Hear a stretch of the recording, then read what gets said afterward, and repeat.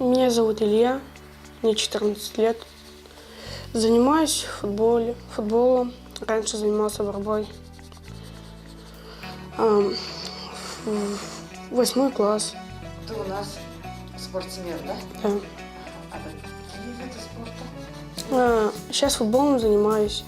Тренировка с 7:30 до 9 часов. Потом борьбой раньше занимался 3 года. И вот сюда поступил, и тут год еще занимался. На соревнования езжу. Илья, ты знаешь, зачем мы тебя снимаем? Нет. Илья, мы снимаем тебя и хотим, чтобы ты обрел семью. А ты вообще хочешь? Да. А в какую семью бы ты хотел попасть? Хорошо, чтобы добрая семья была. Чтобы все честно было и хорошо.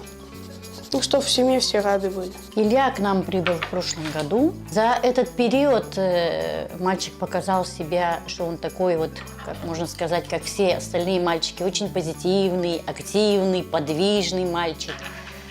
Очень он легко идет на контакт, общительный, причем находит быстрый контакт как и со своими сверстниками, так и со взрослыми. Даже в конфликтных ситуациях он может, Илья, сразу найти выход, стараться не обострять эту ситуацию.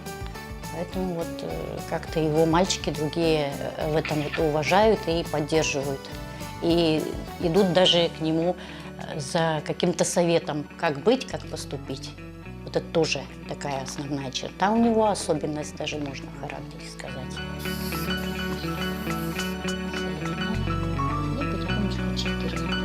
Мы надеемся, что Илья обретет семью.